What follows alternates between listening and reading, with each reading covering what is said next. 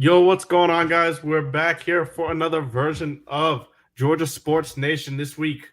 We got some more Braves and Hawks coming up. We got the Braves in the playoffs. Unfortunately, today, was not the best result. To if you can sugarcoat it, at a 9-1 loss for our Braves in Game 3 up at Philly, the first Philadelphia home playoff game for the Phillies in 11 years, and it was a crazy atmosphere there. I mean, the fans were going crazy.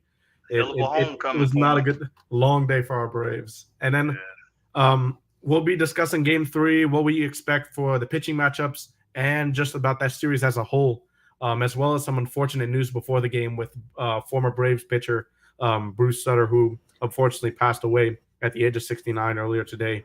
But Oh Hmm. no, um, I didn't hear that. yeah, Yeah, that's yeah, I some rough saw that news. earlier. And then after that Braves talk would be we're gonna be talking about the Hawks, who are 5 days away from starting the season. 5 days away. DeJounte Murray, number Oh 5. yeah. So we're gonna have some exciting news to end off the show after a disappointing loss from our Braves tonight. But Blackberry, Mad Mike, any opening comments y'all got? Well, I'm just waiting. My favorite words this season is gonna be trade to DeJounte, trade to DeJounte. Oh my gosh, it's gonna be. I It's still can. I still have a hard time saying that. I do not know why I can't say the Jonte. I can't say it. DeJounte. I cannot. I just call him DJ. I cannot pronounce his name. I have such a it's hard easy time. to do like the buntes because you come with Right. but that jill trying to get that jill in there. That's what gets me. It is definitely definitely an original name for sure there. But without further ado, let's get into this Braves talk. Let's get into Game 3 today. The Braves, and I'm gonna preface this by saying they really took a lot of time to decide the pitching matchup today, as far as choosing between Charlie Morton and Spencer Strider. And I don't blame Brian Stinker. Like you needed to take a lot of time to decide this, but ultimately I think he went with the wrong decision. I and that's not hindsight. I was actually on Twitter throughout Twitter Spaces, tweeting last night saying, in my opinion, Charlie Morton had to pitch this game. I know that you want to leave Charlie for your biggest games. You want to have him there in case you have an elimination game or a Game 5 potential win or go home situation. But Spencer Strider showed signs of really fatiguing in that third inning. That 4 pitch walk to Brandon Marsh, the fastball velocity kept going down, and then he tried to pick off Brandon Marsh at first to Matt Olson. That throw was low. Then he gave up the home run to Reese Hoskins on a 93 mile per hour fastball. 93. That's by 93. far the lowest fastball of the season from Spencer Strider. And that that right there, for me, is unexcusable for Brian Snicker. Blackberry, I know you were talking a couple weeks ago about how you were a big proponent of Brian Snicker, but you and I both agree here that I don't think you can support Brian Snicker with his decision to not take Strider out before that Brandon Marsh after that Brandon Marsh walk. What do you got to say about that? Yeah, I can't even defend him, because like, I was like, Dad, this dude is losing some strength here in these throws. You gotta get him out of there. But you know, I don't know, man. I can't defend him, man. In this situation because you're absolutely right. I mean, I literally concede all to you Yeah, because there's I'm nothing I'm much. I'm I'm a bit flabbergasted, you know, that we couldn't keep up with the bats in this game. And I get it. It's a different kind of energy in the stadium. Like you said, it's their first home playoff game in how many years? 11. 11 years. So the energy is gonna be high for them. Their fans are gonna be at a ruckus. I mean, it's Philadelphia. It's Philadelphia. Philadelphia, they go hard for their sports teams. So you knew that the energy was gonna be different in this game. You had to come with the bats in this game. And the fact that Mike, what did you say? How many hits did we get from the front from the top? Was it one hit from the top? Yeah. Well, Acuna had 2 hits. Olsen had a hit, and then I mean Travis Darno. If you're gonna kind of had like 4 hits from the up top, 2 hits from the top 4 guys. Man, it was not pretty at all. That's abysmal, man. That's pitching in games like this. You kind of expect the pitching to be a little, depending on who you start. Like you said, this was probably a Charlie Morton game, but 100%. but because you didn't go with him, I mean, you kind of have you expect pitching to be so. You expect it to be a close game. I expected more bats from us, especially. I did not see that coming. I mean, them struggling like that with the bats. Aaron Nola's really good. I have to be a Debbie Downer here. I have to be a Debbie Downer. Excuse me, Mikey, but this is Snit. He's a complete moron when it comes down to pitching. Let's just keep it real. And he's been bailed out time and time again. When things work, it works. But he's consistent when his stupidity when it comes down to the bullpen and the starting.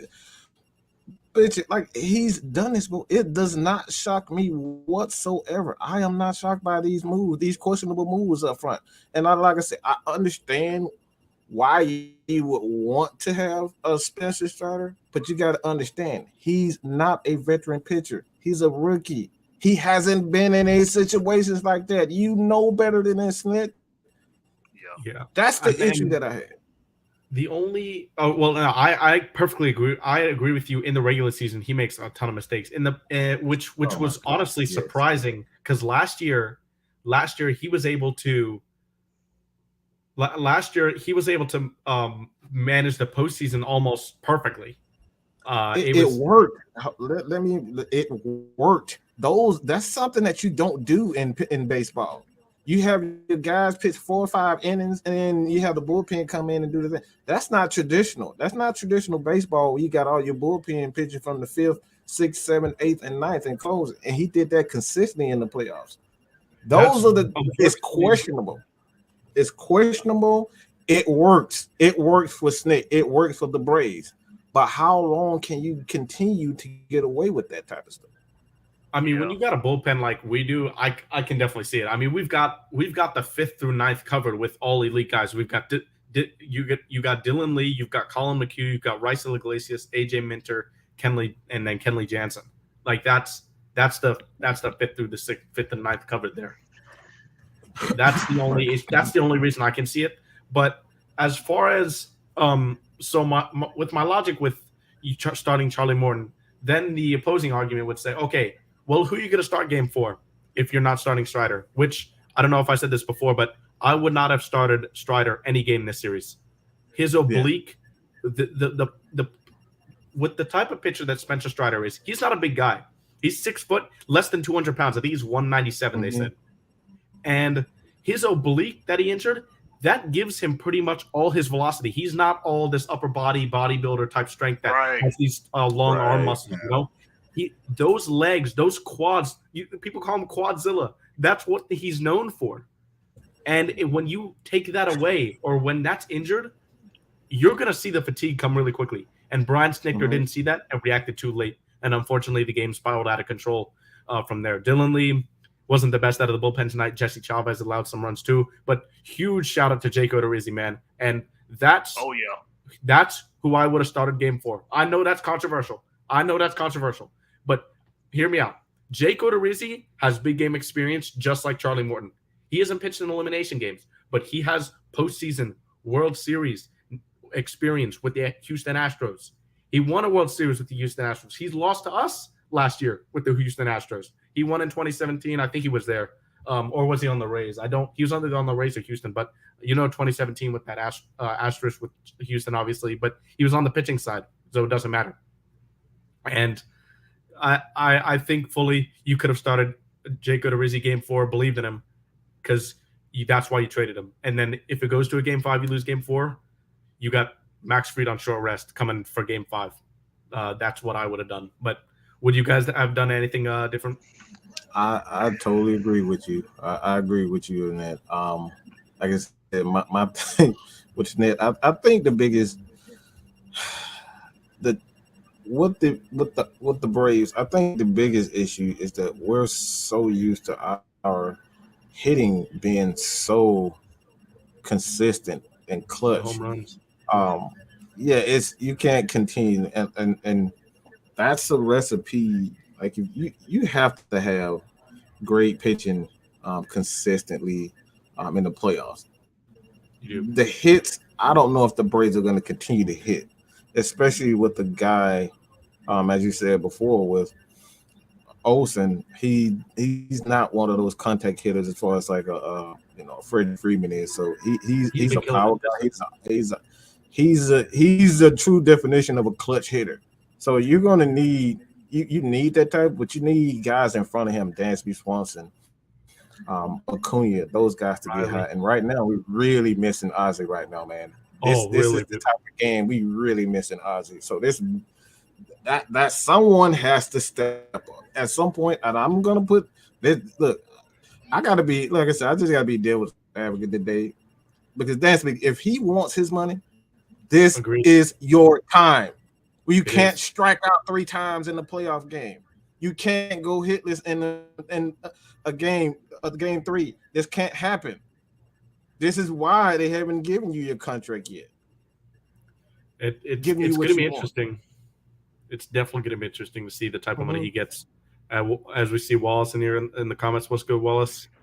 Hope you're having a decent night after an unfortunate loss there for the Braves. But what do you guys think of the lineup in terms that we saw today? Ozuna obviously did not have the greatest at bats against Nola. He was bad. Orlando Arcia actually got a hit off Nola, which they said would not happen. But what did you guys make of the lineup decisions tonight? Well, I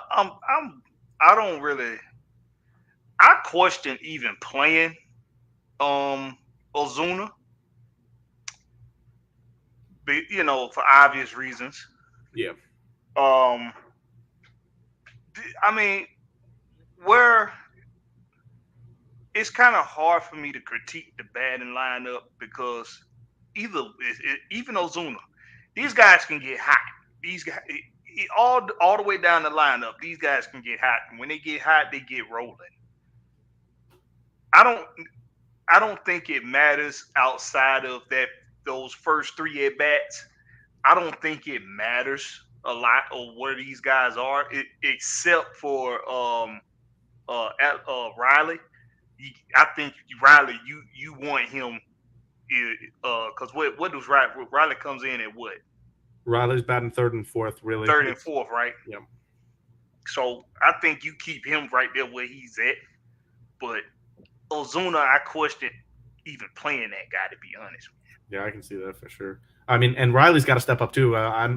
Mike, you were talking about Dansby, which I definitely agreed. He's got to step up. Austin Riley has not done anything for the part of really a whole calendar month. If you look at the stats. Yeah, that's another issue. I don't know if it's like it's hard to say that pitchers have figured him out. He's always been a streaky hitter. Always had the power, but he's been streaky.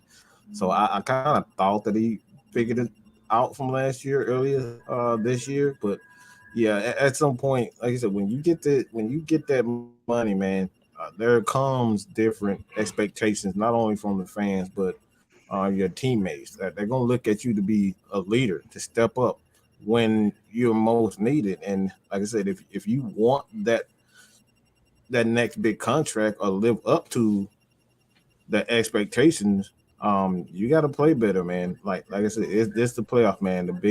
This is where the big boys shine. Yep.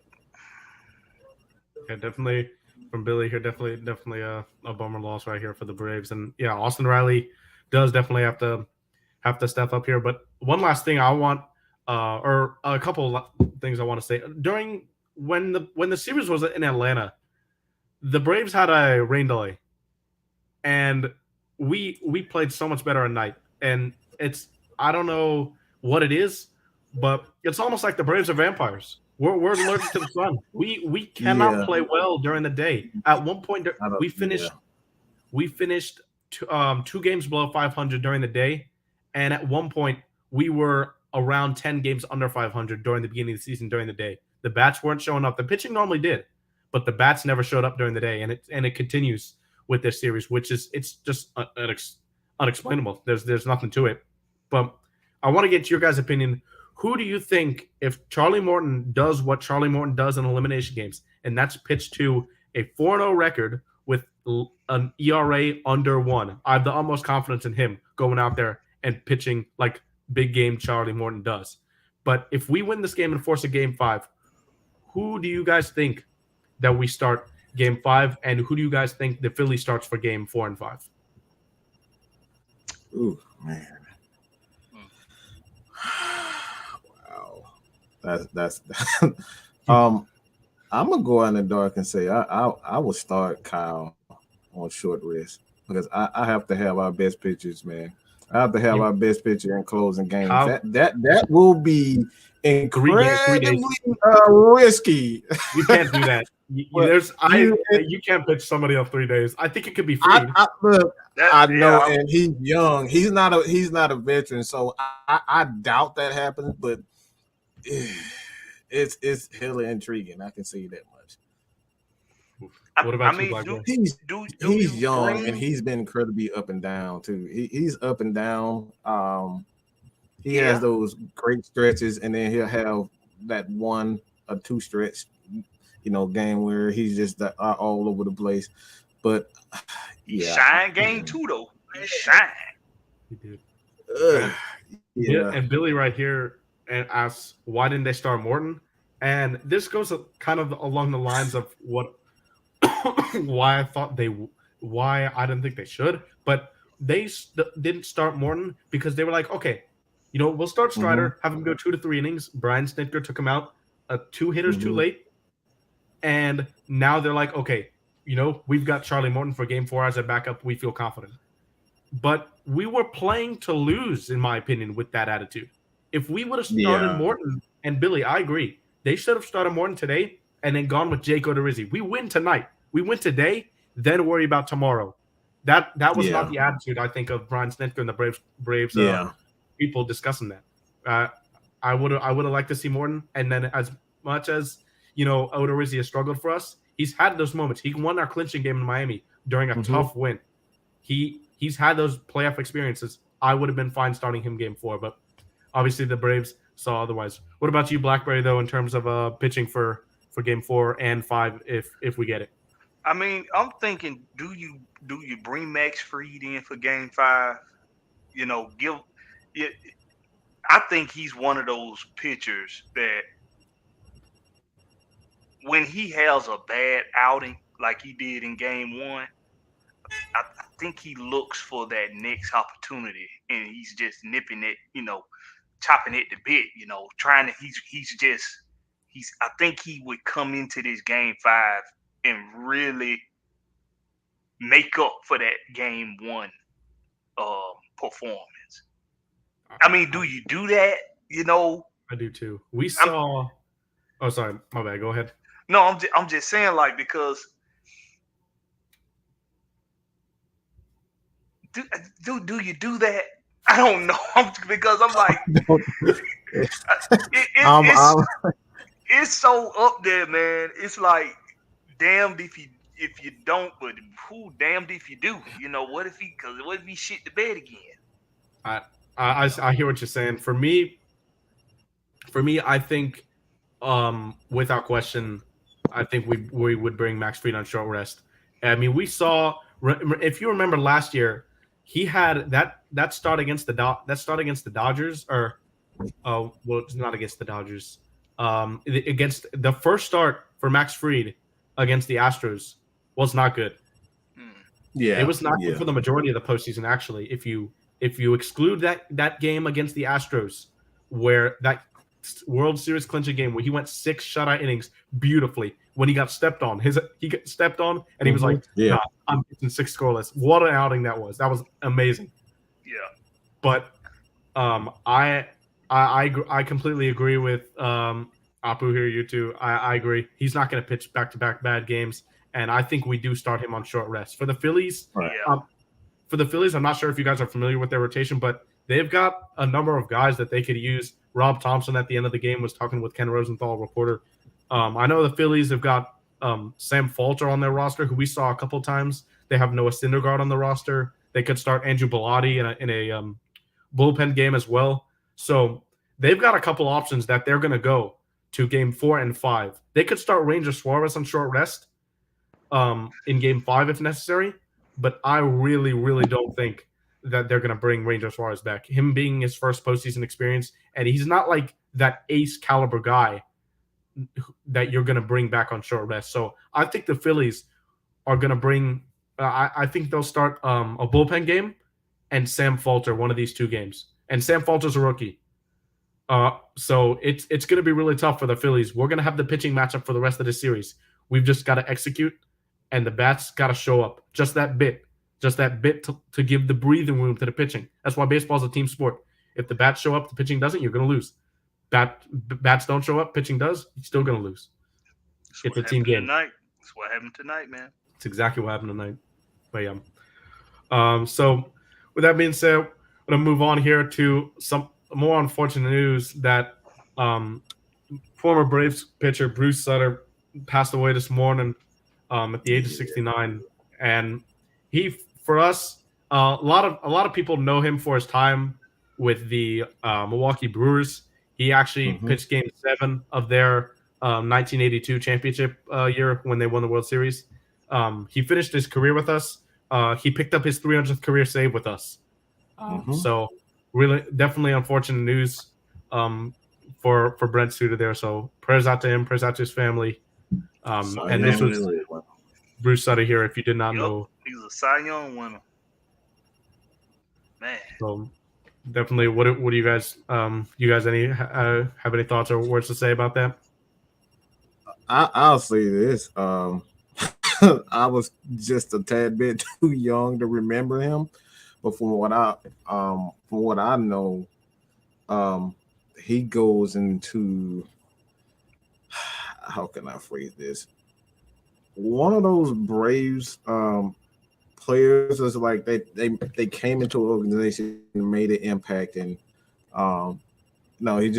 you remember those types of guys. It's like I could say a Rafael Furcal, if that makes sense. He comes in, make an impact, didn't necessarily have a long career with the team, but when people remember him, and I think that's the biggest thing that because like I said, I didn't really see him pitch like that, but I know for a fact that he made an impact for the Braves and this Braves country in itself. And just baseball, like I said, he's a Cy Young Award winner, so it's like he's made an impact throughout the Major League Baseball. Yeah, Commissioner Rob Manfred actually speaks highly of him. I'm gonna read a quote from the commissioner. He said, and this is an interesting fact, Bruce was the first pitcher to reach the Hall of Fame without starting the game. Wow. Right. That's hey man. You talk about, breaking barriers and being a trendsetter, man, or whatever you want to call it, making history, submitting your name in history. That's a hell of a feat. First Hall of Famer first Hall of Fame pitcher that didn't start a game. Hey. And this is a Brave team that wasn't very good at the time also. So hey, he was on the downside of his career. So yeah, like I said, it's not one of those. Like I said, remember him like a guy that came, a Hall of Fame guy at the end of his career. Everybody knows him, and like I said, it's just like you say, he just came in and make an impact, man. It reminds me of a John Smoltz at the end of his career. He wasn't necessarily a starter, but when he could come in and give you a couple of innings, that's what a Bruce Sutter reminds me of. So that's kind of how I see him. Gotcha. Yeah, he's number 30, he's tied with Jason Isringhausen on the all-time save list with 300. Dude, that's So a lot of saves. 30th in all lot saves. Mm-hmm. Yeah, and he won. Go ahead. Oh, I was gonna say, yeah, the Braves have had some great closers in our career. Obviously, we've got Craig Kimbrell, Oh my gosh, yeah, who's now number 7 of all time saves. You got Kenley Jansen, who's now 8th all time in saves. I mean, we've Mark Melanson, he closed games out for us up until 2 years ago. He's ranked 36th. So we've got guys on this list. So Bruce Sutter, unfortunate passing there, but he's had a really good. The Braves have had a history of just some really good closers. Even Smoltzy at the end of his career, like you mentioned, like closing for us. So really, really big loss there from the Braves community and the MLB as a whole. And he won that Cy Young Award just 3 years into the league. Wow. Yeah, this dude was pretty special, man. That's dominant.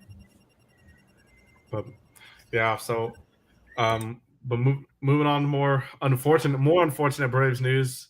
At the start of the series in Philadelphia, Tyler Matzek was not on the Braves roster, and we questioned it, and then we got news minutes later that he's going to Texas to check out something with his elbow. And that's never good for a pitcher. And the worst news was confirmed that Tyler Matzek actually did have to go through Tommy John surgery, and that puts him out for next year as well. He's going to be out for obviously this postseason run, and it looks like all of next year too, including postseason. So huge loss here for the Braves. We're going to need to probably find some bullpen guys, especially Kenley's going to be a free agent this year. Hopefully, we'll have Luke Jackson back coming back for next year, and he'll be as good as he was last year in our championship run. But this is certainly a huge loss for the Braves. Yeah, huge loss for baseball, man. Matzek he's a personality. The life you saw come out of him last season, man. The life you saw come out of him in that World Series run, man. It was like the dude just lit up, and it was great for baseball. That's what, especially because they're trying to get fans back into baseball. You want the Matzeks of the world to be playing. It reminds me of JD Drew. You guys remember JD Drew? Was it JD Drew where he was a pitcher and what was it? No, it's who am I thinking about? It's he was a pitcher before. And he turned. It wasn't JD Drew. It's from the Cardinals. He was a pitcher before, and Rick Ankiel. That's what reminded me. Oh, Rick Ankiel. Yeah. Rick Ankiel. I remember him. He was a pitcher. And he had to kind of reinvent himself after he had. Was it the yips? I forget what it was. It was similar to what he had the yips. He just could not. He could not. He started off. Quite well, but like I said, in baseball, everything is mental. I think that's one thing I always respect about baseball is everything is up top. You can be the best hitter and you will be humbled quickly, fast. So that's kind of how he reminds me of. And hopefully he comes back. The same Tyler Matzek and continue to help our Braves, man. But look, we're not out of it, so you got to get to this run, man. We got a lot of bad freaking news this year. What the heck is going on, man? We've got some bad news, and Tyler Matzek really has the comeback story has been amazing. Like Mike, like you said, he was battling the yips. Rick Ankiel, I'm sure Braves fans you've been watching a long time definitely gonna be familiar with him and as well on the Cardinals. He battled the yips too. And Matzek now has to go through this. I mean, his career trajectory has been insane. He won his first career game, started against the Braves, his MLB debut, and he won it against us. Now with us, he's had his best years, and he's gonna have to go through another setback here. But he's gonna come back strong from this, and I know if anybody can come back stronger than they already were from a devastating injury, it's gonna be Tyler Matzek with what he's battled throughout his whole baseball career. Right. Had to fight his way back into baseball. Yep. So. But yeah, with that, any last words you guys want to say on the Braves or this series potential before we shift to some Hawks in a few minutes? Let's go, Ronald. Let's go, Ronald Acuna. You got to set the tone for us in the next game, man. We need you to get some hits. And right. Let me say this. I got to say this.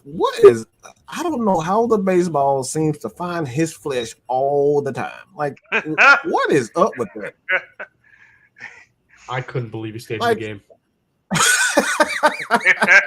Yeah, the ball always seem to find him. I just want to hit people just because he's getting hit now. Just right, yeah. It's to the point. It's to the point where it's like, man, look, I don't care if you did it on purpose. Somebody need to pay for this. Man, that dude stay getting hit with the ball, man, all the time. But yeah, it's. I mean, obviously, you got to find a way to get Ronald out, and excuse me. Right now, they're pitching him up and in to get out, which unfortunately is going to leave an area for mistake where he's going to get hit. But Ronald's been playing well this postseason, man. He hasn't had the big blow, a 3-run homer, a 2-run homer, clutch hit, something like that. But he's been leading off the games. He's got a double. He's got 5 hits, I think, in this series. So he's been producing. It's the guys behind him, Dansby Swanson and Austin Riley. We gotta get those guys going. Those are the two for me that if we get them going, we got this series, man. We can do it. We needed to win. We needed to win all 3 games against the Mets to win this division. We need to win all but 2. We need to win only 2 games now to make the next round against a team not as good as the Mets. We can do it. We just gotta show. We just gotta show the Braves at night during the day. Right. Right. Give them some visors or something on their hats and helmets or something. Yeah, we just give them some shades. Get us play some optical illusions here in a now you see me type environment where magic trick make them believe that they're in the dark. And they play a game in Mercedes-Benz Stadium. Right. Yeah, I was there thinking you go. just turn and dim the lights or whatever you have to do. That if you don't, and then we'll move on the Hawks. But if you don't know what we're joking about, I'm not sure if we mentioned it at the beginning of the show, but the Braves really struggle in day games, and we're over 40 games over 500, or 40 games over 500 actually during the night. So that's the Braves for you. But yeah, now on to perhaps the most my favorite time of being an Atlantic sports fan. If the Braves make it past this round, we're gonna have the Braves baseball playoffs and the Atlanta Hawks starting at the same time. We gotta have these Braves get through here. But let's go. 5 days away, DeJounte Murray days away from the Atlanta Hawks talk and recaps of the games coming. So. Black Bear, I know you're on that DeJounte Murray hype train. Well, what are you most excited about to see for these first few games for the Hawks? Trade to DeJounte. Trade to DeJounte. Just all day. Trade to DeJounte.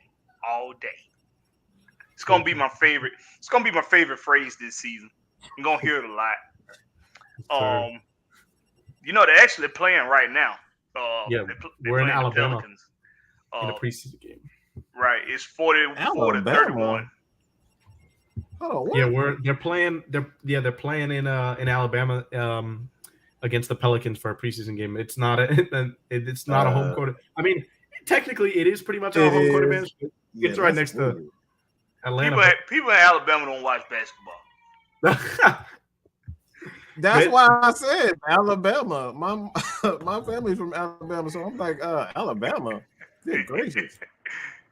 I mean, they would be Hawks fans, I would assume, in Alabama. But Mike, what are you most looking forward to for this Hawks season?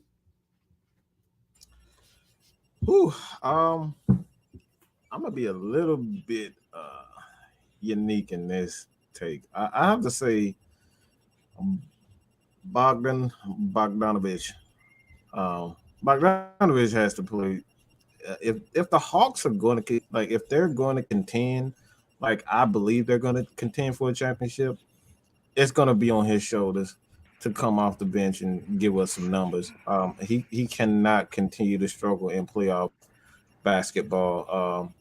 But most of that's largely due to the fact that he's, had the past 2 seasons he's had issues with his knees. So hopefully, he's gotten that situation rectified. But I really want to see how the bench comes together, because if the Hawks bench could somewhat replicate how the Golden State Warriors bench plays together, it's like they just don't miss a beat when, like, Golden State, those guys, they bench just does not miss a beat. It's just like the energy, the style of play, it stays the same. So that's what I'm looking forward to this year as far as the Hawks is, can Bogdanovich he continue to give us those points that he does during the regular season and the postseason? I completely agree. I mean, Bogdanovich to me has to be a top 5, at least top 3 candidate for 6th man of the year if we're going to get to where we want to be. And DeAndre Hunter has to be in that most improved conversation. It's a contract year for this guy. Reports are that we're $20 to $40 million off, both parties, in terms of giving him a contract extension, which means we're not close right now.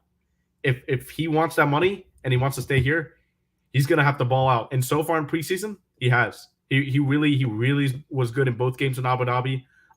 Against the Cavs, that was a strange game. I mean, both teams were horrible on offense. Trey had 3 field goals, I believe he made. I mean, it was some ugly basketball against the Cavs in that preseason game. But both backcourts, that was the the focus of that night. And both backcourts didn't play well. Donovan Mitchell didn't play well. Darius Garland did not play well. DeJounte or Trey didn't play well. So it was kind of intriguing with both backcourts kind of not playing up to their hype. But ultimately the Hawks did lose that game against the Cavs, and we'll see what we do against the Pelicans tonight. But I'm most looking forward to is I'm going to agree with you, Mike, the Bogdanovich. He's going to have a legit role. Kevin Huerter's gone, and I love Kevin Huerter, but he was taking up Bogey, and I think Bogey is the better player. I will die on that hill. I think Bogey is definitely the superior player to Kevin Huerter. He was more aggressive. I wish Kevin was more aggressive when he was here, but in the games when he started off like 3 for 5 from 3 in the first half, in the second half it seemed like he would disappear a lot, and that's not the mentality to have if we're gonna have to try and get to that next level. But I wanted to go over the first 10 games to get your guys' opinions on what do you think our record is going to be after the first 10 games. So these are our first 10 games. We got the Rockets at home. That's where we open up. Then with the Magic, then the Hornets. Then we go on the road twice in Little Caesars Arena, which we have played horribly in the past. We got the Pistons, then the Bucks, Hawks. Then the Bucks, the Raptors, the Knicks, and then let me get rid of this banner because it's showing, and then the Pelicans and Bucks. So these are our first 10 games. What do you guys predict would be our record for these first 10 games? Maybe 6-4, 7-3 is what I'm thinking. That's I got 7-3 as well. Yeah, I can say 7-3. I think for us, we'll end up splitting one of the Pistons games. I really want to win in Little Caesars. We've just, like I said, played horribly there. We just think, it's the Pistons. They're a lesser team. But when they got a young team like that, and they're not going to be no slouches this year, Jaden Ivey, Jalen Durant, Cade Cunningham, Sadiq Bey, they've got some guys. Killian Hayes has played well this preseason. Who would have thought that? They've got guys who are young and want to prove themselves in this league. Those guys can run with the Pistons, man. Those guys are they can really run the floor, man, and that's what's most impressed by. Like you said, with their youth, that as young as they are, and these guys are uber talented. So you definitely can't sleep on them, and because That's when you the do, thing. they can take off on you. That's the thing for the first 10 games. Most of it, like the Rockets, the Magical team, they get up the court. The Hornets get up the court. Like most of these teams get up the court fast. The Knicks, I have no idea what they are at this moment. They can. I don't think if they the know what they offense are. comes, if he allows them to be, I don't know what I don't know what his Thibodeau his I don't know what his design is there. But yeah, I think the theme is speed, and that's gonna highlight our defensive unit the first 10 games. I can definitely see that. Yeah, I agree. The Rockets is going to be a test of our defensive unit too. Jalen Green ended the season really well. He's been on fire this preseason. Şengün has also looked really good. Kevin Porter Jr. has looked really good this preseason and the end of last season as well for the Rockets. So with these young teams, you've got to crush them early. You've got to get out to an early lead, give them no hope, and put them away so that we can win this game. But I think our losses. I hope I'm wrong, but I think our losses will come once to the Pistons, the Bucks, and then we do not match up well with the Pelicans. So I do think we can potentially lose that game, but I think we'll get one game against the Bucks. I think we'll get that at home because against the Bucks we match up really well, and we've always played the Bucks well. For some reason, we really do step up when we play the Bucks. So. The Holiday Brothers, a good point. That'll be really fun. That'll be really fun to see. All the brothers in one game going against each other. For me personally, I really am excited to see the Holiday Bros and the bench unit because that bench unit has some good defenders on it now.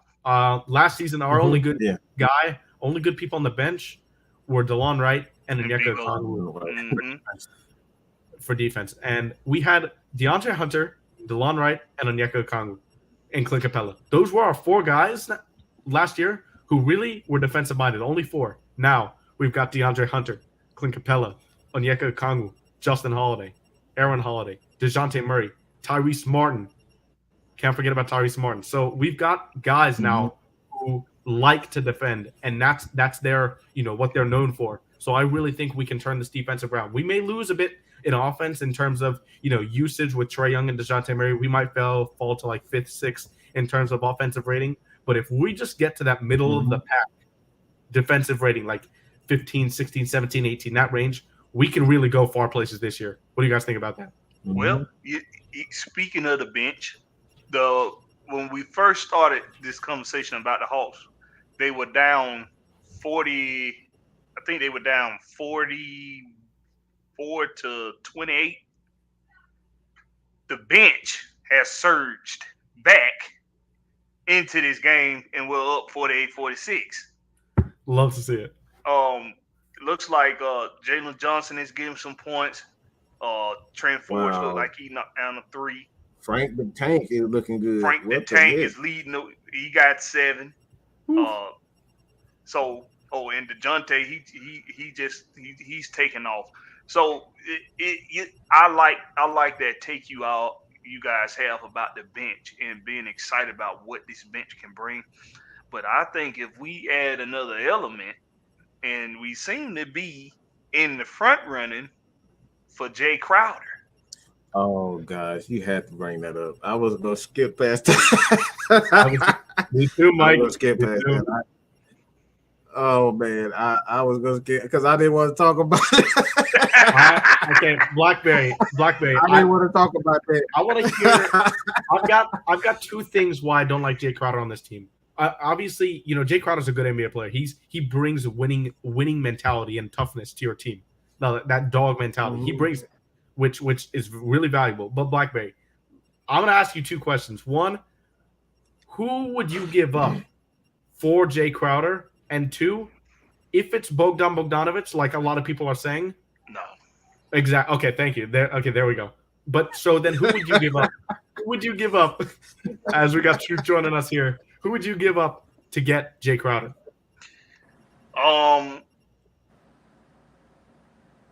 Vic Krejci. There you go. There you go. Jay Crowder helped this team. Jay Crowder helped this team, but there is no package I'm willing to create or send off that I think would make this team worse. Vic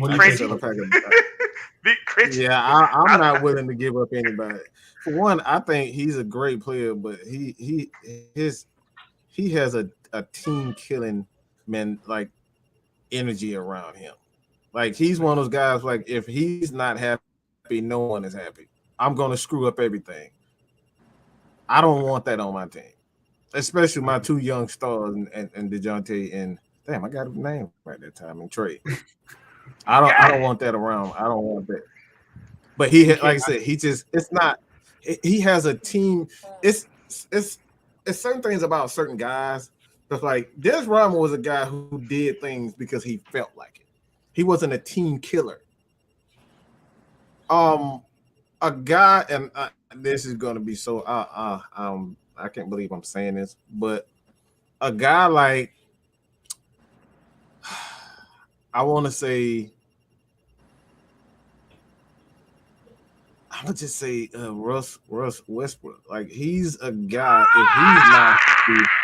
If he's not happy, you just feel it. He's not interacting with people.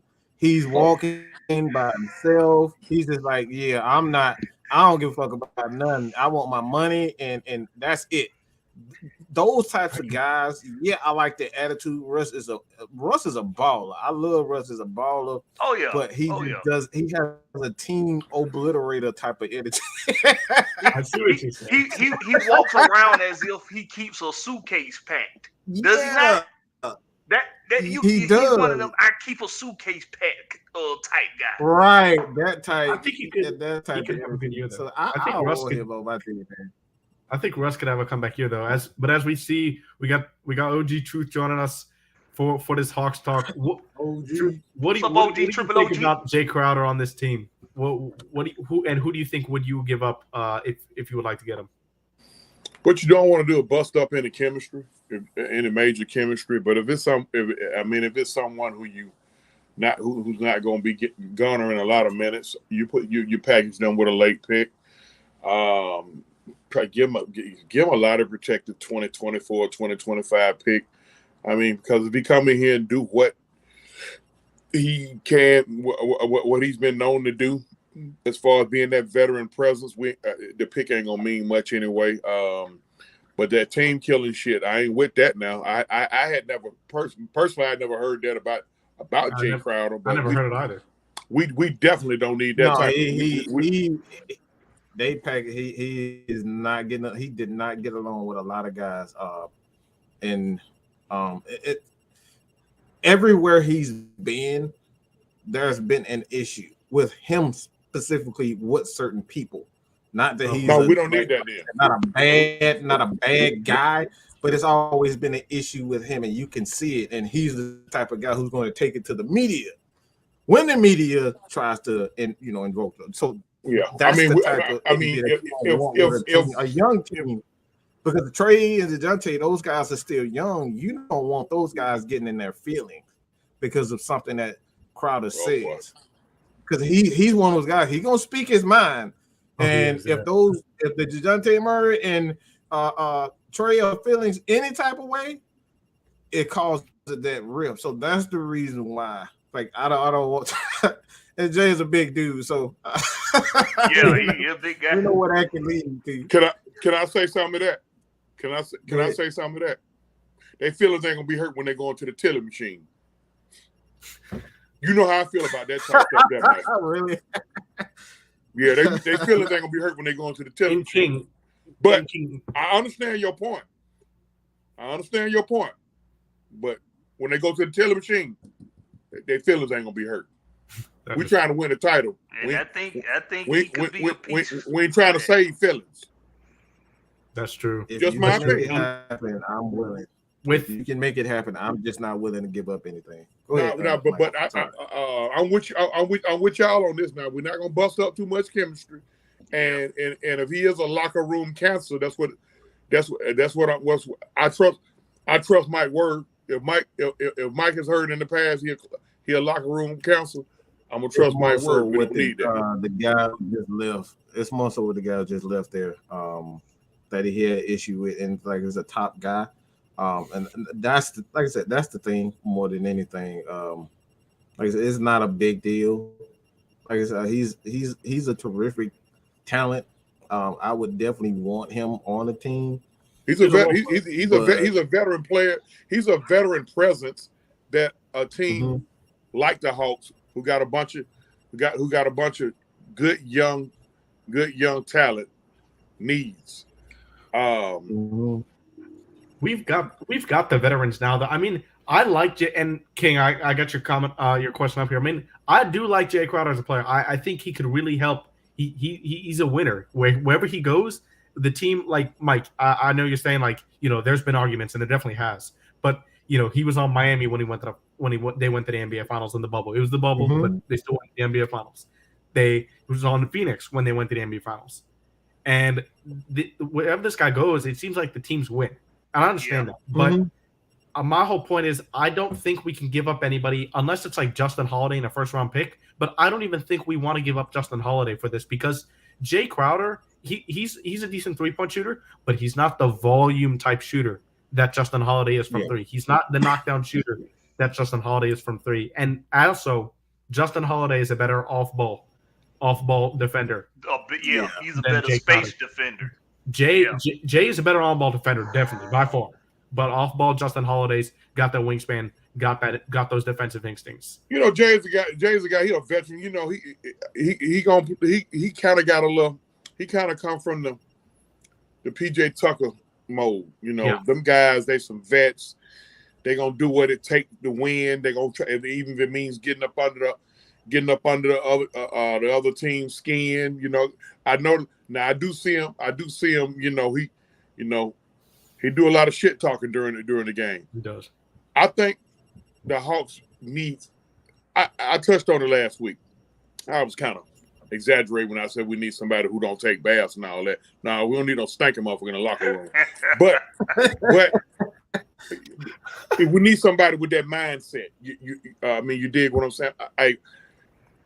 This guy that I'm talking about don't have to score. This team gonna average 115 plus points per game easily. Even when your stars are having bad nights. We just played a preseason game a couple of nights ago.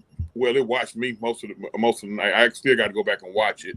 But I mean, we lost 115 to 109, and the Trey and DJ had off nights. So you can. I mean, if you can put up 110 with them two guys having bad nights, and with no Bogey Bogdanovich, see, that was a Bogey Bogdanovich game. If this is a regular season game, that's a Bogey Bogdanovich game. So, but I'm not concerned about scoring the ball. I'm concerned about the intangible side of basketball. Getting that crucial stop. Trying to get a guy that's hot on the other team off their game. Without too much of the shenanigans, of the semantics. We don't need that Draymond Green crap either, Yeah. So I listen. As currently constructed, I like how the team is right now. And that's just me asking for a little too much, asking for that veteran presence. But hell, if you look at it right now, Justin Holiday is a veteran presence. Frank Kaminsky is a veteran presence. John Collins. Collins still young. He's young, but I mean, he's been 5-6 years now. He's just the oldest of the new crew. You know what I mean? But I mean, Collins. Has he hit his 26th birthday yet? I don't think so. It's coming up, but nope. Yeah. Like you got 3/4 of that team are babies, man. Like them guys, babies. They just started being able to buy liquor.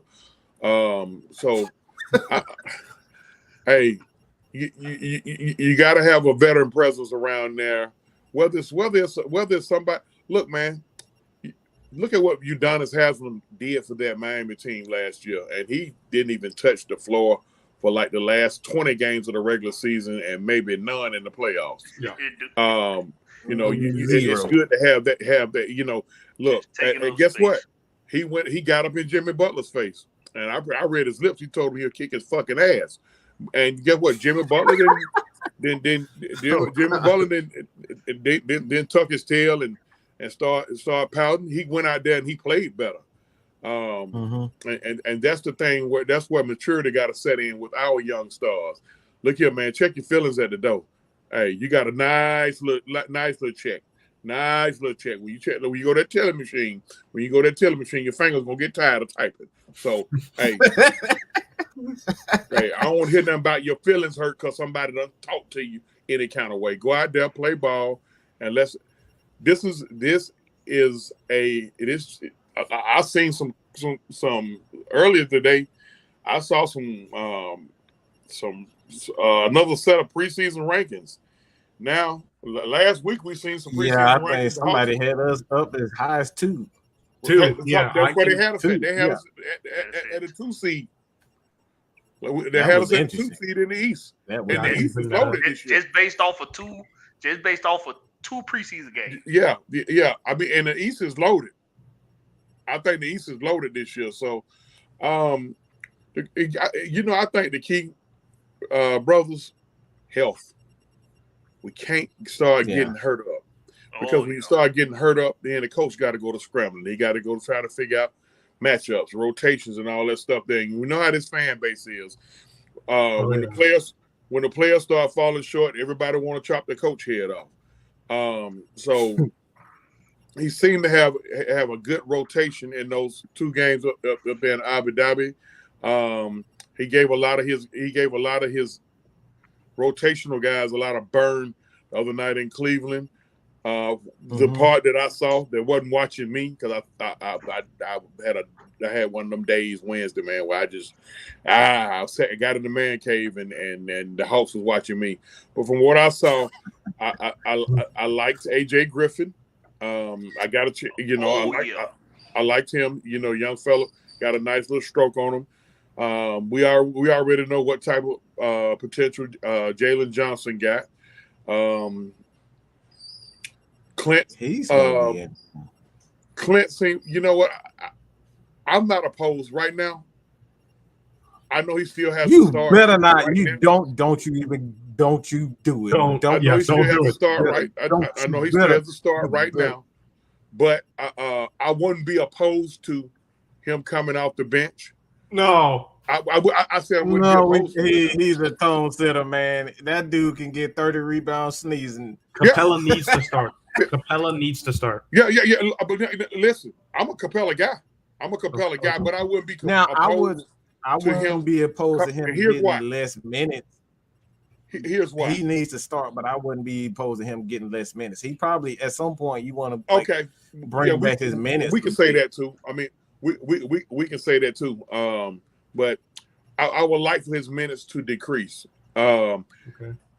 especially down the stretch, because in the playoffs you're gonna need him. You're gonna need him. I know a lot of people in our fan base. I see what you're saying. They want to get rid.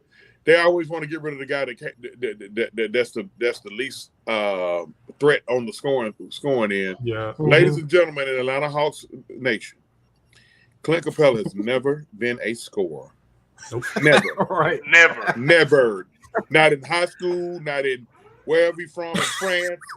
Switzerland. Not with the Houston Rockets. He's from Switzerland. Yeah. Okay. Well, Switzerland. But this lifetime, not in the last lifetime. For Clint Capella to go for 20 and 15 every night, I don't get it. Listen, if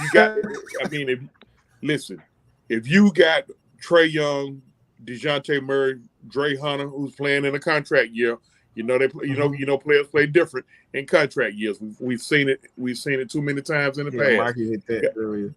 You got John Collins. He seems to have a different focus in his eye.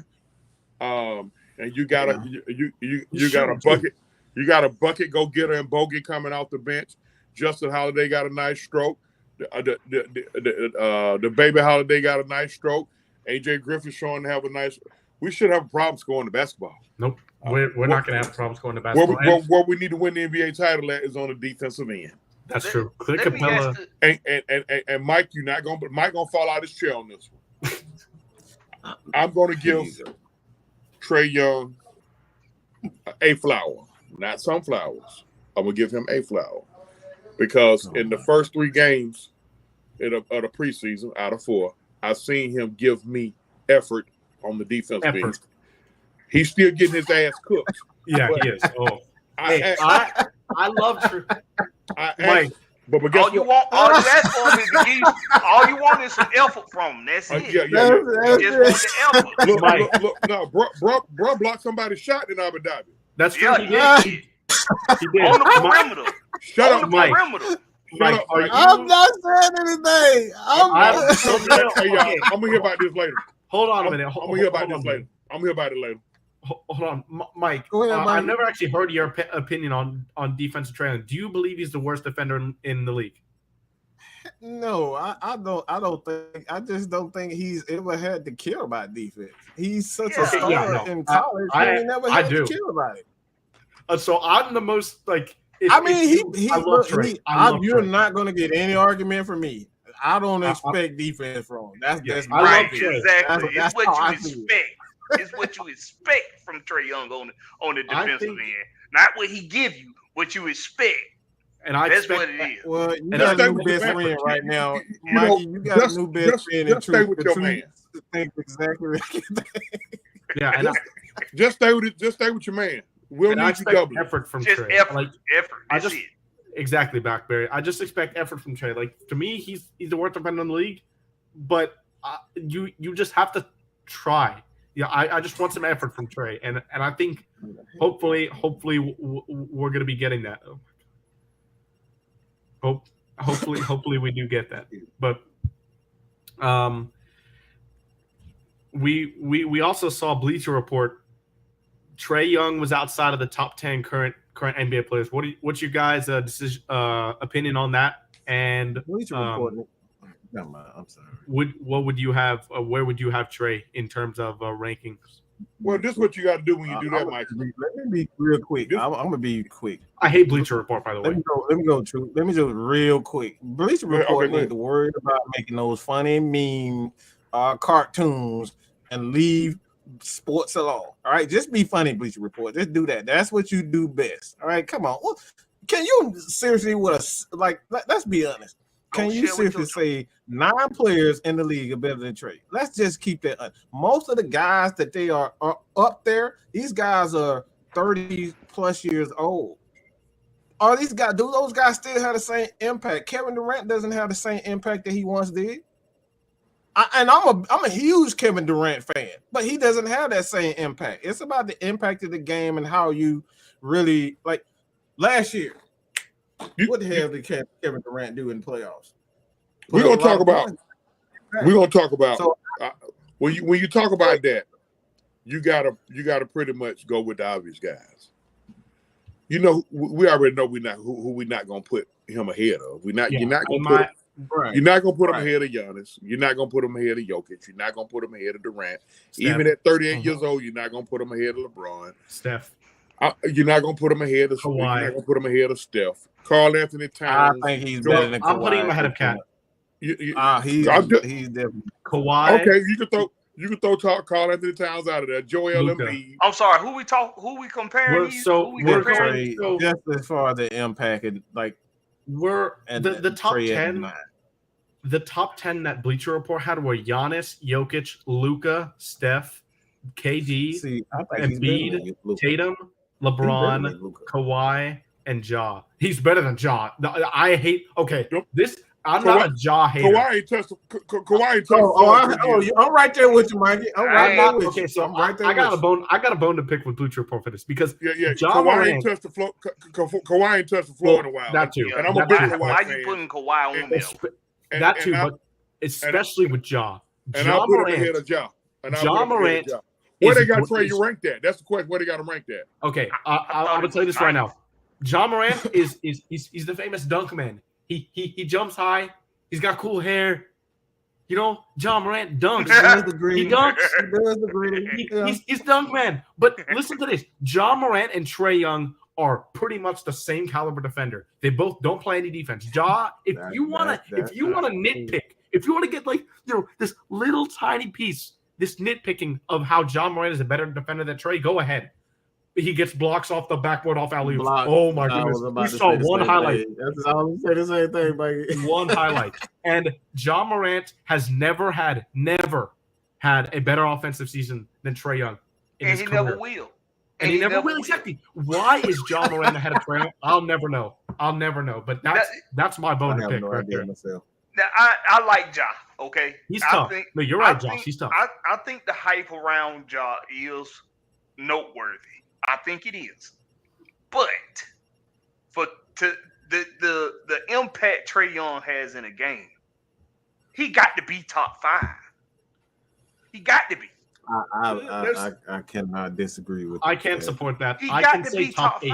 I can say top 8. Hold on. Let me say this, Mike. Let me say this, Mike, real quick. The reason why I say that is because you literally took the NBA. If it wasn't for a ref stepping on his foot, man, that's the NBA champ. Like, I'm just going out there. That's the NBA champion right there, man. It is. I agree wholeheartedly. That's the NBA. And this dude, every challenge that he's had outside of the Miami Heat, because the Miami Heat took it to his ass last year. I'm going to keep that real. He's destroyed every moniker, everything that they've said about him outside of that. They said he was too slow. They said he wasn't quick enough. They said he wouldn't be able to go into the lane and finish in the lane. They said he wasn't going to be a good shooter. He's debunked almost everything except defensively. He's never going to be a good defensive player. Yeah, and I completely agree. I don't think there's a reason why Trae Young should ever be outside the top 12. I mean, they put him at that 14, I believe. No, what did they put him at? They put him at. Oh my! They put him at. They put him at 12. They put him at 12. Disrespectful. Jimmy Butler was 11. Jimmy Butler was 11. Oh Lord! Oh wow! See, this the thing. Oh my gosh! My bad. You got to think about if you take those guys they got in front of him off of those teams. How much worse are those teams without him? Without those guys? Think about what Trae Young matters to the Hawks. He does everything on the offensive end outside of getting rebounds. He does everything else. Yeah. He's 6 foot and he'll $160 soaking wet. I mean, and he does everything on the offensive end that you need him to do outside of getting rebounds. I'm just trying to figure out, like, where's the logic here? Okay, now, the big names, Giannis, LeBron, KD, okay, all right, warranted. But Blackberry, so would you have Trae Young over those guys right there? Not over. After. I have somewhere between 8 and 10. I have 8 and 10 too. I have somewhere between 8 and 10. Because if you're gonna put an injury prone Kawhi up there, big Kawhi fan over here too. But you're gonna put an injury prone Kawhi and Ja Morant. No disrespect to Ja Morant. I like Ja Morant, but I like Blackberry on that. I like Ja, but if you're gonna put them up there, then Trae should be there. Yep. I mean, because now you disrespecting a guy like Devin Booker. Good point. Great point. He's better. He in my opinion, he's better than Ja. Although the Suns were winning without Devin Booker. Oh, that's. I mean, I'm just speaking on. We're talking about who can flat out do it. We know Devin Booker can flat out do it. He's a bucket. I mean, I don't. Well, Jaylen Brown, that might be a stretch. But, oh no, that's definitely a stretch. Yeah, no, that's. I mean, we can't disrespect Jimmy Butler, a healthy Jimmy Butler, what he can do. But all of that's just pulling grasping straws. You know what I'm saying? Great point from Josh here. Anthony Davis, healthy healthy top A 5. healthy Anthony Davis. Now you got healthy Kawhi and Anthony Davis should be there. That's what I mean. So like I Blackbear, I get to why you're saying Trey in terms of top 5, but if you got for me my number 1 players in the league, I mean my list is Giannis, Jokic, KD, Steph, and Braun. I don't think you can put Trey there next. I think you still got the guys. I think you still got guys ahead of them. Unfortunately. Okay. You convinced me. Those guys, I mean, top 7. Top 7. Yeah, top those 7. Guys, you know, those first 4 or 5 guys you mentioned, them MVP guys. Yeah, like, and Luka. As much as wait a minute. Now Trey the MVP. Come on now. He really been, the fact that he been left out these conversations for MVP has really just been because he's better than Luka. Why is everybody giving Luka so much credit for doing less than what Trey is doing? If y'all notice, I haven't mentioned him. If y'all notice, I haven't mentioned him. I told Luka, but they Luka have Luka so high. It's like, why? Because he's 7 feet tall. Like, what's the point? It's funny because Luka and Trey have pretty much done equivalent things in their career in terms of leading their team. They both led their team to a game 6. Can we say the impact is the same though? He's done less as far as his impact is concerned. That's they both led their team to the conference finals. With Trey, he hasn't had to completely put a team on his shoulder and say, all right, we got to go win this game like Trey has done in regular season games when they're down by 20 points, 30 points, and Trey himself has came back and done these things. I haven't seen Luka do those types of things in Dallas because he has a better team. At that point in time, he had a better team than Trey. I haven't seen him do that. Now he put up he's had big games where he's had 40 and he's had 20 rebounds and 10 assists. He's had those games, but when we talk about Trey Young and his impact and say, look, my team sucks. I got to put up 35 every night to have a chance. I got to have 15 plus assists to have a chance to even win one game. Bro, he's better than Luka, man. I'm putting the ball in Trey's hands first because Trey's gonna make. He's able to make more plays than Luka. Luka is the playmaker with the ball, shooting the ball. Rather, should I say? He's gonna make the play shooting the ball. Trey can make the play shooting it or passing it in a multitude of ways. But I really want to touch on this comment right here. What about Paul? First of all, Paul George. No. First of all, ew. Paul George. For the longest, we was waiting on him to reach superstar status. He was toting the line. Right. But as far as Damian Lillard go, look at it. Look, his team does. His team consistently and constantly lets you down with him on the floor.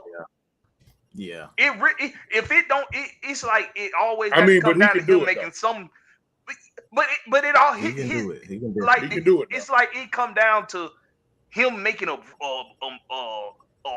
big shot at the end of games. It's never like Trey. When Trey get going, him and his team can dominate the game. With Lillard, it's always okay. Just wait till the fourth. Just wait till 5 minutes in the fourth. Then Lillard gonna take off. What about the rest of the game? What about the rest of your team? I mean, look how it is. That's a tricky. All these guys can play. All these guys can play. Yeah. After you talk about them first, because really, Jokic, Giannis, KD, okay, LeBron, Steph.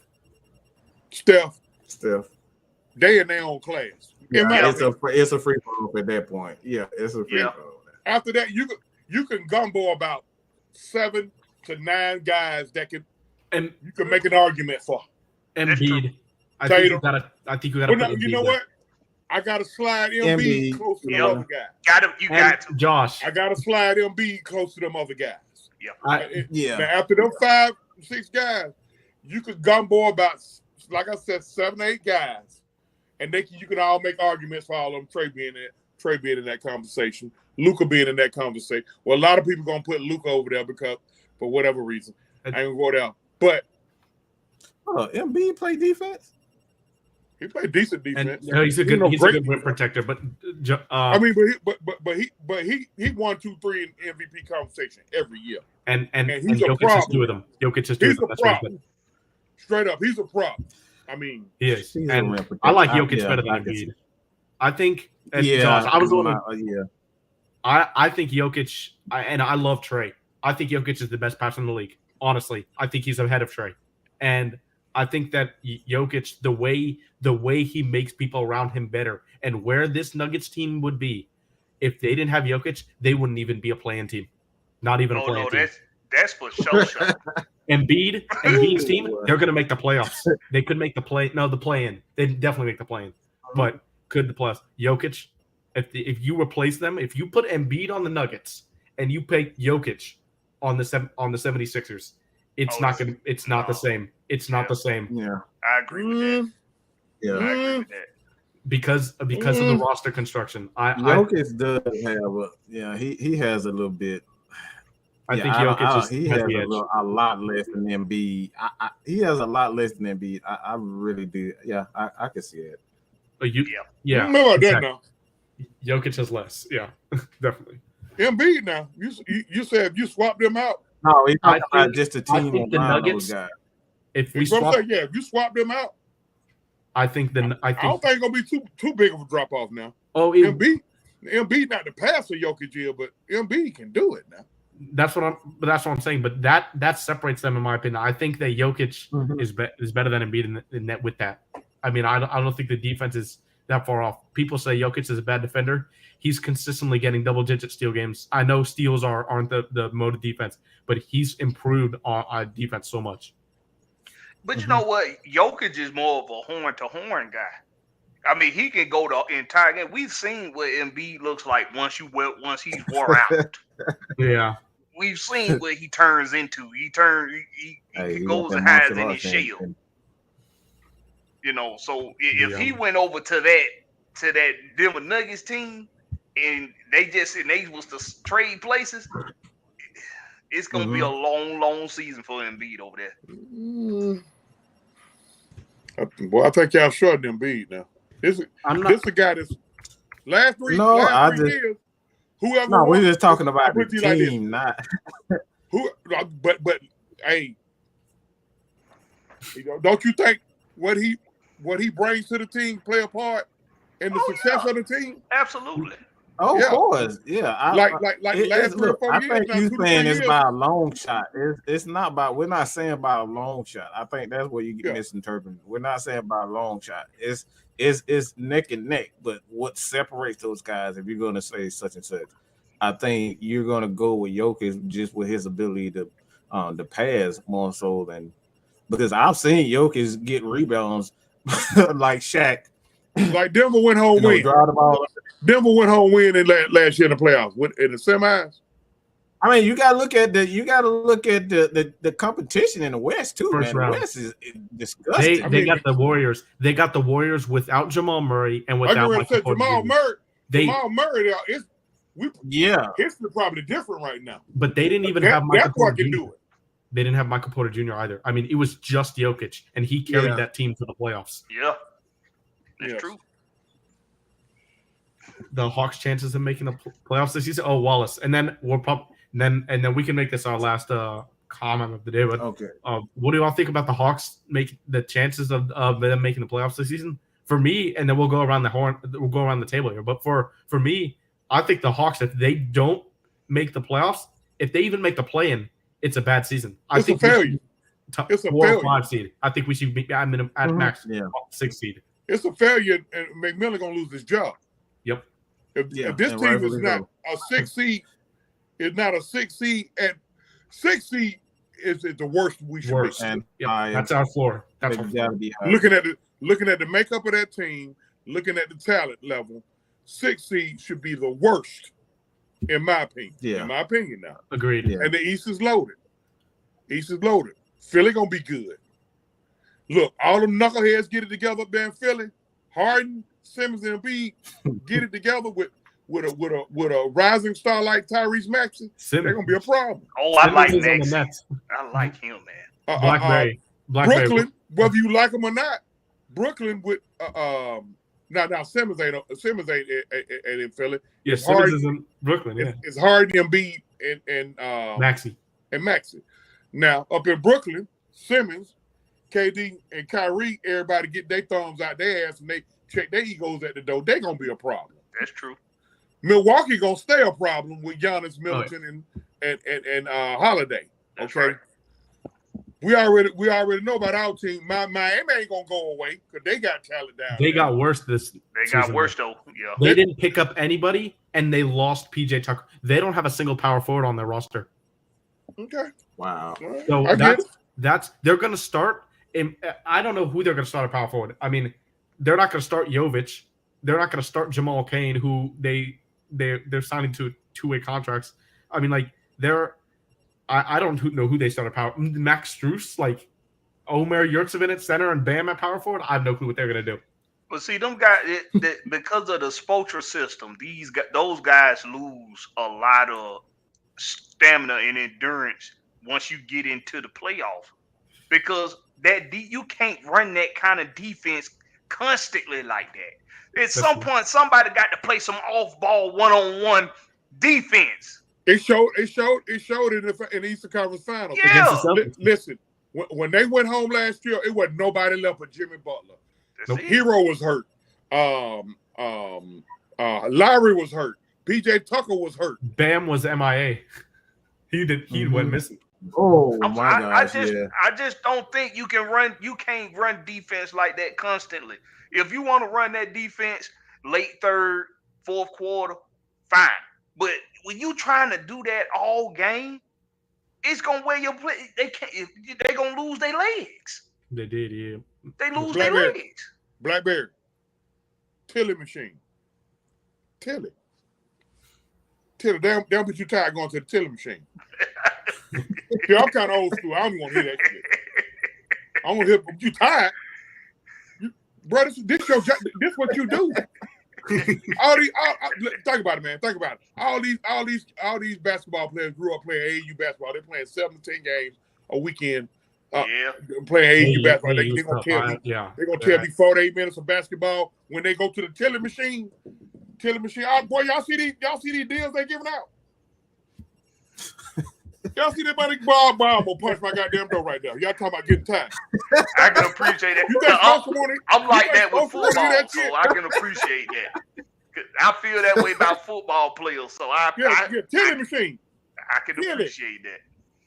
But yeah, I see what you're saying. For y'all younger folks, that was the old ATM, the Tilly machine. What do you? So we got 5 to 6. The 6 is the floor for truth. Blackberry and Mad Mike, what you guys think about where we finish for the season? I gotta say 3. I gotta say 3. 3. Just yeah. I think we finished 3 with the potential to be at least 2.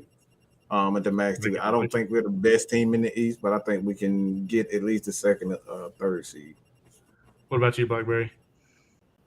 My gut tells me 4.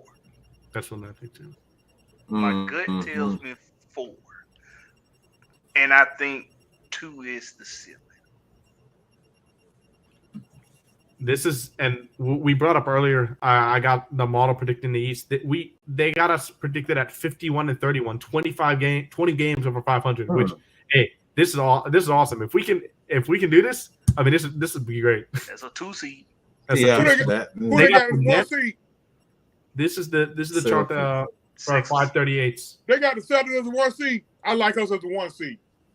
That team not bad right now. Let's go. 1 seed. Here we go. Kiss my ass with your tongue out. Hey man, that was a pathetic performance in the finals, bro. That was pathetic. Yeah, it was. But they're not better enough right now. I like the move bringing in Malcolm Brogdon.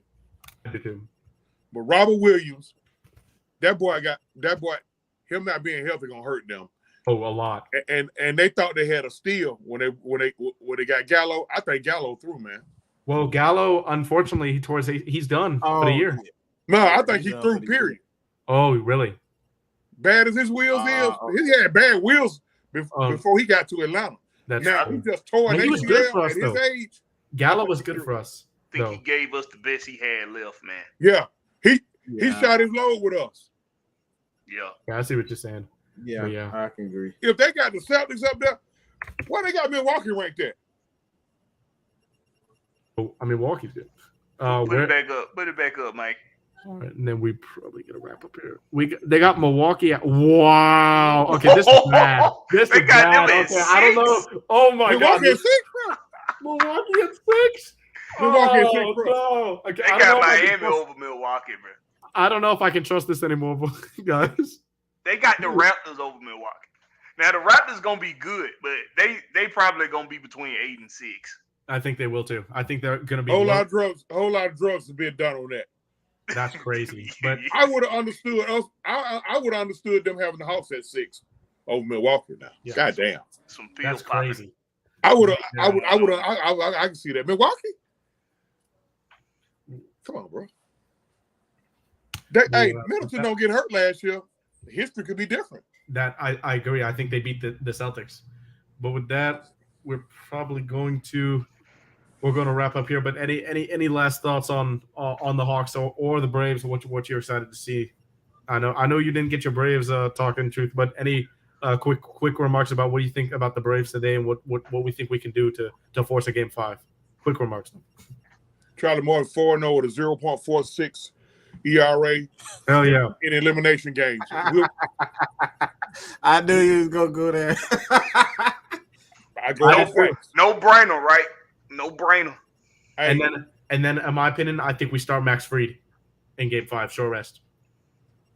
We'll be here talking about the Braves next week. I'm on the fence about Fried starting. I ain't on the fence on nobody. Yeah, I know that look in your face. I already know. I know.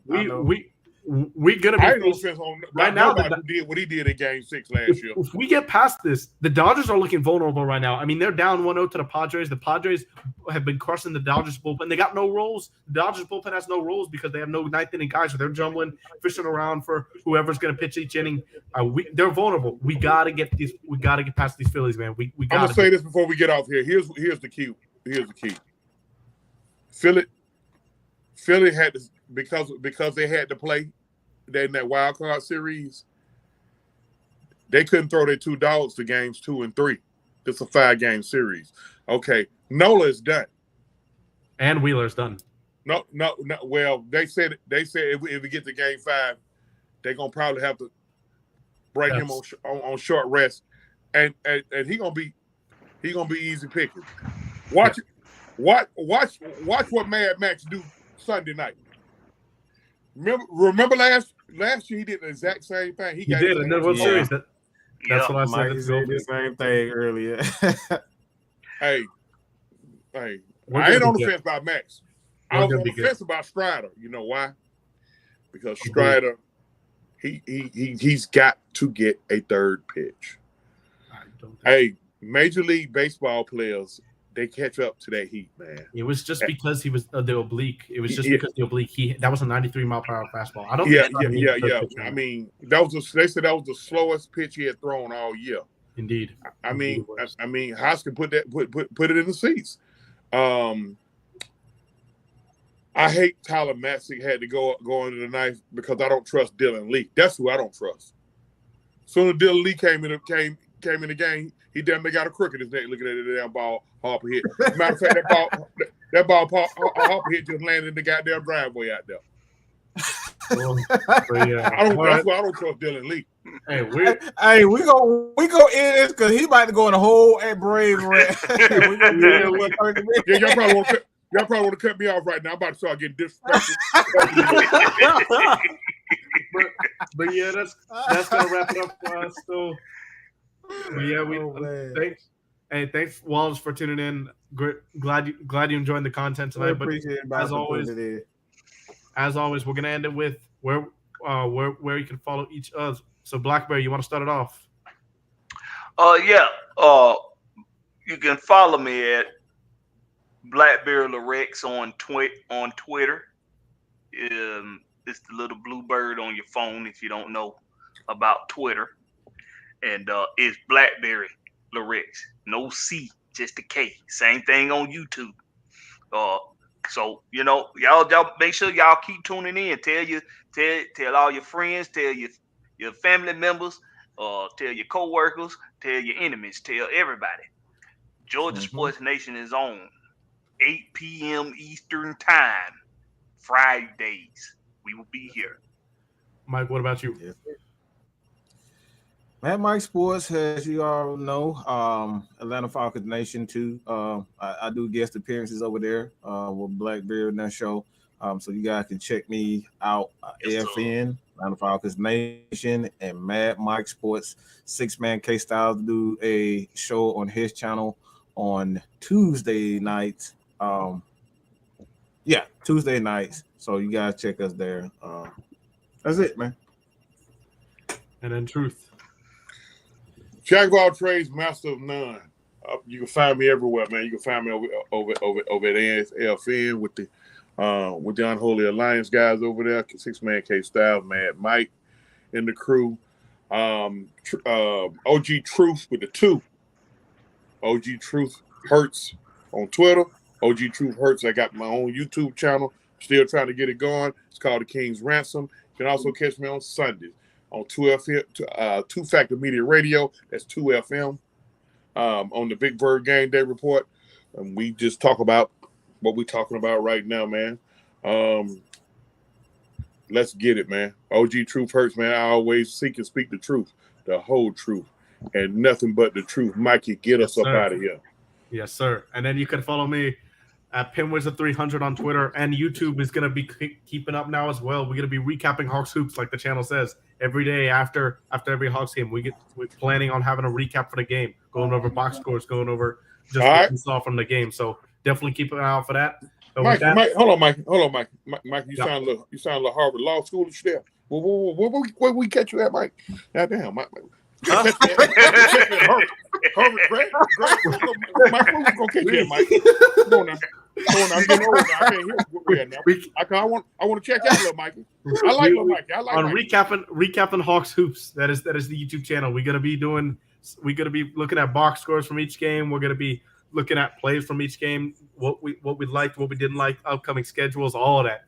Okay. So make sure to subscribe there. Follow me at PinWizard300 on Twitter, and we'll see you guys next time from Georgia Sports Nation. See y'all. Home. Turn!